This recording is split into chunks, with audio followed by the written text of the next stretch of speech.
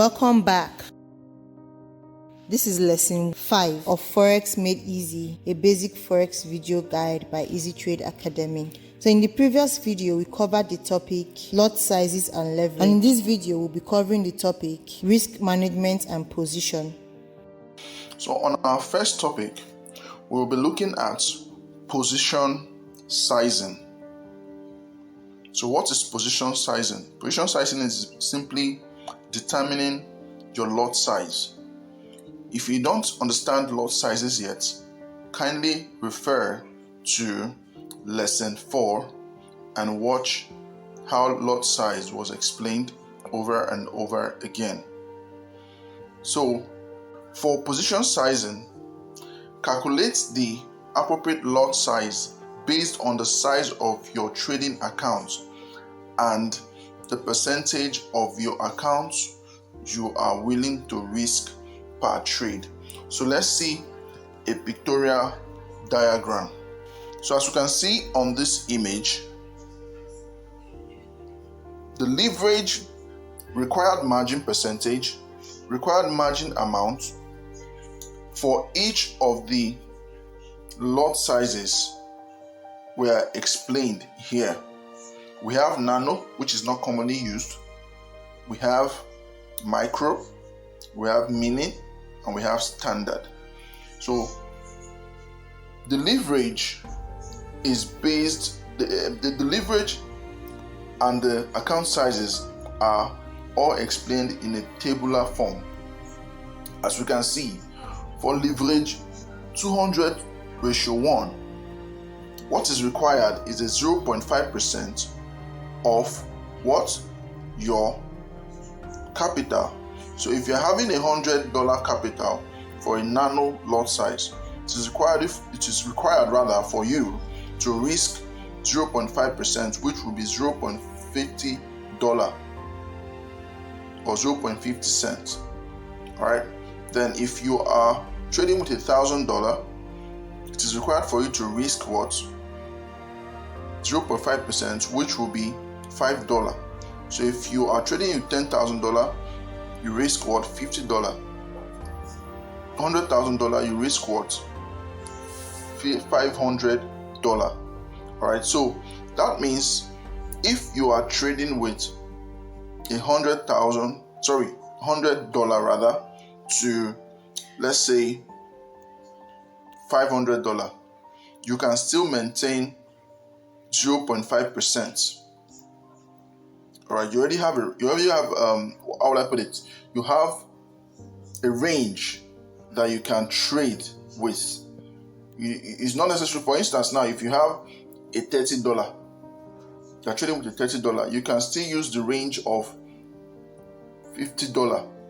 So if $100 you are required to trade with 0.5%, just know that anything less than $100 you can either make do with 0.3%. Then anything within $100 to $200 or $500 you can make do with 0.5%. But I believe this is well understood looking at this pictorial diagram. So let's move forward to the next on our list, which is setting of stop loss orders. So how does this work? It is important to apply appropriate stop loss or to apply stop loss when trading. It's part of risk management, a core part of risk management. So I'll be using MT5 to show us an ongoing trade. Since this is weekend, hope we know that if you are trading Forex pairs, which are the likes of XAU, gold, Euro USD, GBP USD, USD CAD, and so on and so forth, you are to trade on calls from Monday to Fridays, while cryptocurrency pairs is always available 24/7 every day. So that's why you can see that BTC is still running actively. Alright, so let me put on my data so we can see. I have to put it off so I don't get interrupted. So So we can see that BTC is ongoing. Once the network comes, you can see the movement of BTC, while the other pairs, codes are static. As you can see, Forex pairs are static, or currency pairs rather, we can tag it as currency pairs, and crypto pairs are moving. On my list, I just have BTC. Alright, so as you can see, once I open this trade, let me open a new order. Alright, so it is very important that you always have a trade plan. Very key, and stop loss and take profit should be a key part of your trade plan. Fixed stop loss. Place stop loss orders to automatically close trades at a predetermined loss level. So if you are to go long, as if you are to buy this trade, so let's buy at current price.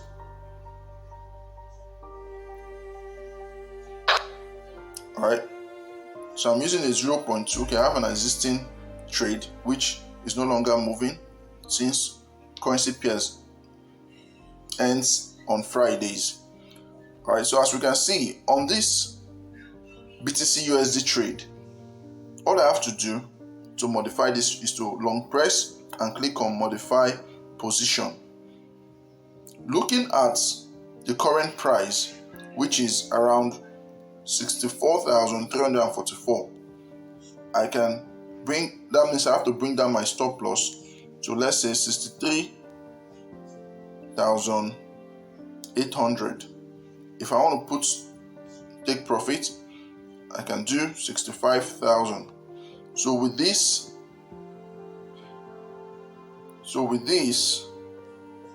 excuse me,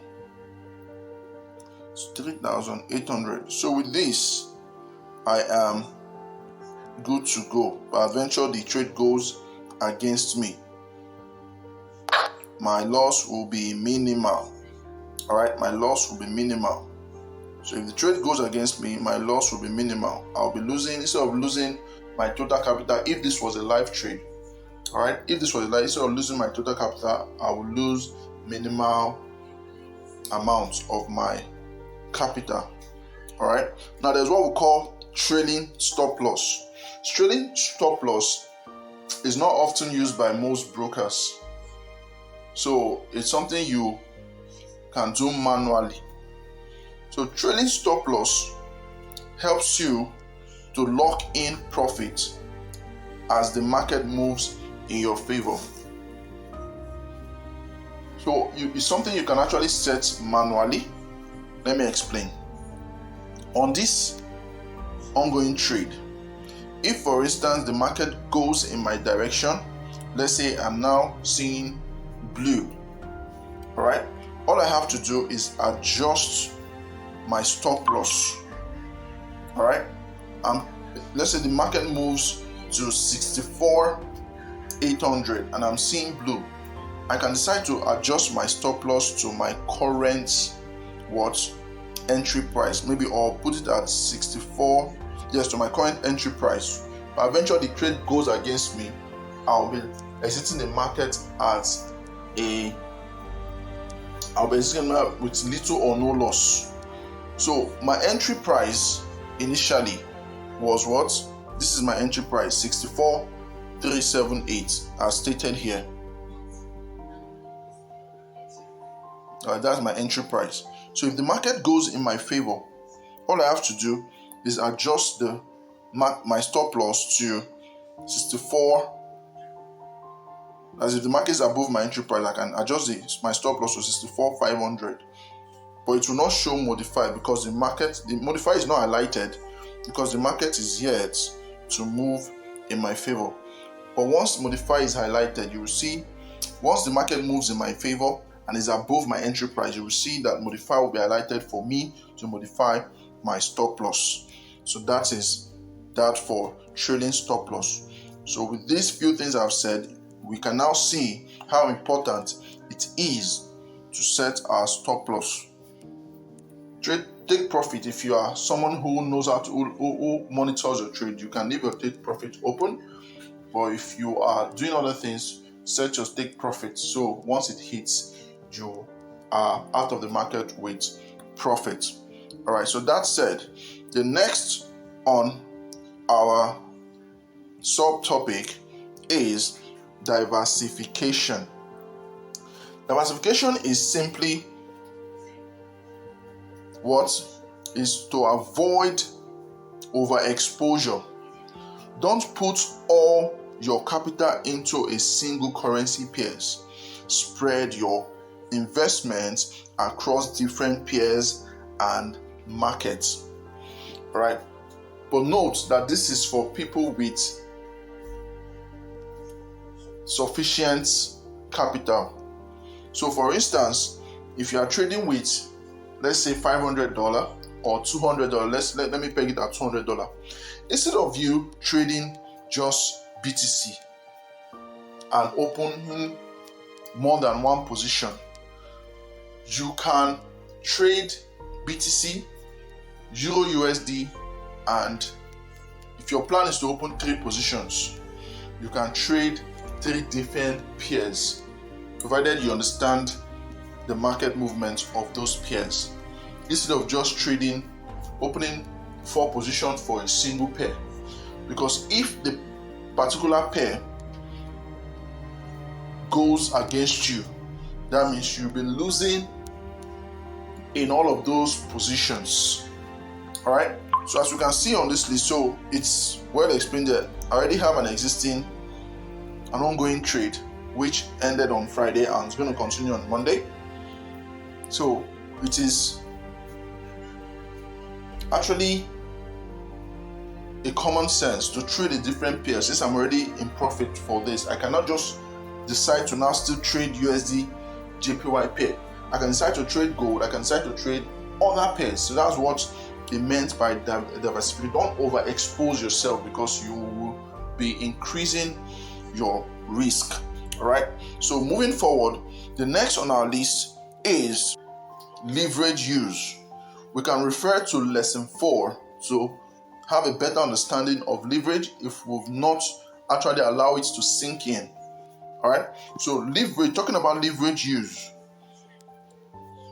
When we talk about leverage, most brokers, like the one Eazitrade uses, which is EXNESS, make do with 1:2,000, which is approximately 1:2 or 1:20 or 1:200. It all depends. All right, so when you talk about leverage, use leverage cautiously. Higher leverage can amplify both gains and losses. It's safer to use lower leverage ratios, especially for beginners.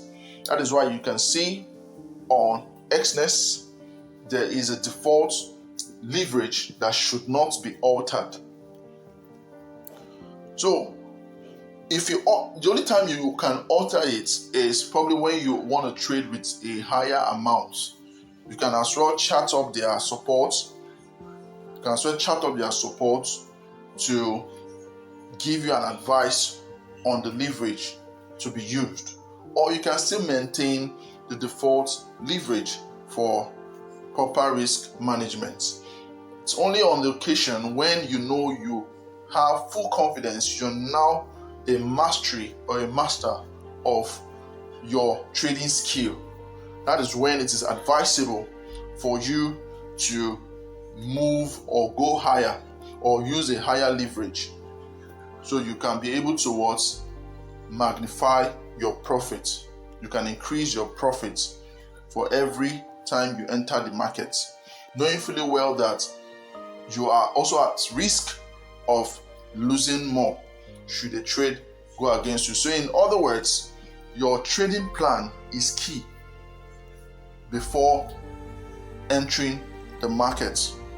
All right, so the next is, I also have a pictorial explanation on leverage. As we can see here, we have leverage that can be used on different amounts, on different margin, on different, name it, trading amounts. So the lesser the leverage, the lesser the risk. The higher the leverage, the higher the risk. take note. Now the next on our list is the risk reward ratio. That's the next on our list, the risk reward ratio. On the risk reward ratio, ensure to set what they call targets. Aim for a favorable risk reward ratio such as 1:2 or 1:3. This means risking 1 unit of currency to gain 2 or 3 units, which has been explained in this particular diagram. Okay, so if you are trading with $100, ensure that you are risking, and your leverage is, for instance, we are using 200:1. We're using 200:1. You can decide to risk just 0.5% or 1%, all right, or 1% of your trading capital, all right. So if your trading capital is 100, do your maths. 1% of 100 would give you the amount to be used. So 1% of 100, if the leverage is 100:1, 1% will be what? Of $100 will simply be $1. So that is what you are risking to enter the market, all right? And your lot size for a $1 should be between, let me show us the next diagram slide. As we can see here, account size and lot size. So if you are trading with $100, your lot size should be between 0.01 to 0.02 for a micro lot. So it's advisable for you to maintain a 0.01 and 0.02. So trading with a higher lot when your capital is not more than $100 is what's putting your account at risk. And the higher the currency pair, the higher the volatility of the currency pairs, like gold, is always best. Like I would tell students, it's always best to maintain 0.01 lots.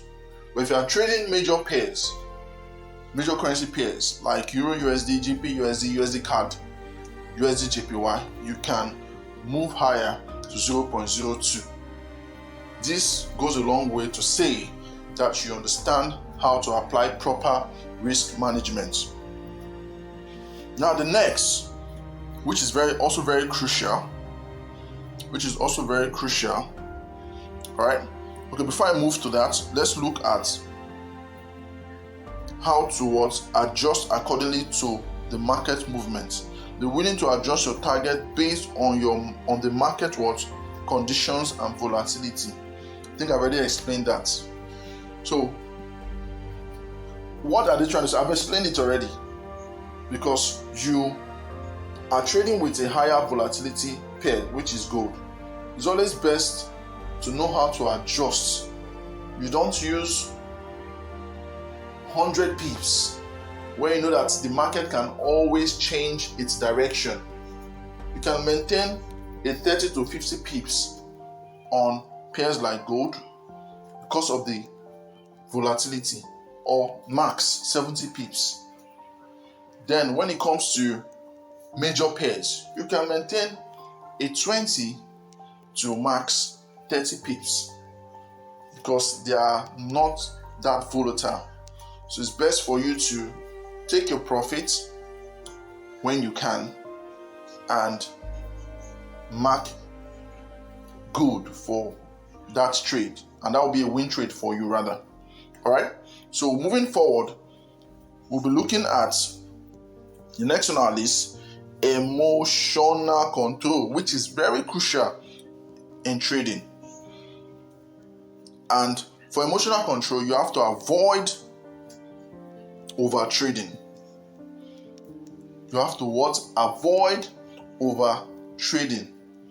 Don't be moved by what probably you made your first win, you made your second win, you feel like, okay, I need to trade more, this thing is going well, you might get your fingers burnt at the end of the day. Stick to your trading plan, be disciplined, and avoid risking impulsive trades based on emotion. What that simply means is you've actually made your first 2 win for the day using a 0.01 lot. Then you now felt it is now good for you to increase your lots to probably 0.02 or 0.03. Now you are not trading based on your trading plan anymore. You are trading based on emotion because your overexcitement is what is pushing you to change your trade plan, which can also get your fingers burnt. And when you have your trading plan in place, learn to accept loss. It's called loss acceptance. Accept losses as part of trading. Don't try to immediately recover losses with risky trades. Probably your first trade you lost, your second trade you lost using your stop loss as you should. All right, using your stop loss as you should. Now this let me also remind us, for risk reward ratio, your take profit should always be higher than your stop loss. So for instance, once you enter a trade, if your take profit is 40 pips, let your stop loss be 20 pips. If your take profit is 30 pips, let your stop loss be 15 pips. That's what they mean by risk reward ratio. So your take profit must be way higher than or must be twice higher than your stop loss, or 3 times higher than your stop loss. So if, for instance, you also want to make your take profit to be 50 pips, you can make your stop loss 20 pips, because normally you ought to gain more. You ought to gain more, not losing more. You cannot set 20 pips as your take profit and be using 50 pips as your stop loss. That is not a good trade plan. That is not a good way to manage your risk when trading. All right. So that explained.